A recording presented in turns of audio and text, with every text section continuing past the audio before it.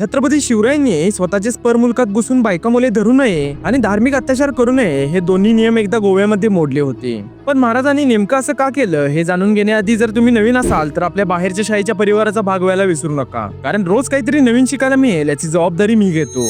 गोव्यातील पोर्तुगीजांनी गोव्यातील हिंदूंवरती धर्मांतरासाठी अतिशय जास्त प्रमाणावर छळ करण्यास सुरुवात केली होती. या पोर्तुगीजांनी ख्रिश्चन धर्म स्वीकारण्यासाठी नकार देणाऱ्या जवळजवळ 1450 लोकांना जिवंत जाळले होते. 1567 मध्ये एका पोर्तुगीज सुभेदाराने साष्टी प्रांतातील तब्बल 280 हिंदू मंदिरे एका रात्रीतच पाडली होती. 1568 मध्ये काही ख्रिश्चन पारध्यांची टोळी मडगाव नावाच्या गावामध्ये शिरली आणि त्यांनी त्या गावातील गायी मारून त्यांचे मांस हिंदू लोकांच्या तोंडामध्ये कोंबले. हे सर्व कानावरती येता शिवराय एखाद्या ज्वालामुखीप्रमाणे पेटून उठले होते. आपण हिंदूंवरती करत असलेल्या अत्याचाराला कोणीही हिंदू विरोध करू शकत नाही असा पोर्तुगीजांचा गोड गैरसमज झाला होता. इतकेच नाही तर एका पोर्तुगीज व्हॉइसरॉयने बार्देशमधील हिंदूंनी एकतर धर्म परिवर्तन करावे किंवा हा प्रांत सोडून जाण्याचा हुकूम काढला. यावेळेस गोव्याला लागून असलेल्या कुडाळ प्रांतामध्ये असलेल्या छत्रपती शिवरायांच्या कानावरती ही गोष्ट पडली आणि महाराज लगेचच 5000 पायदळ आणि 1000 घोडदळ घेऊन गोव्यामध्ये शिरले.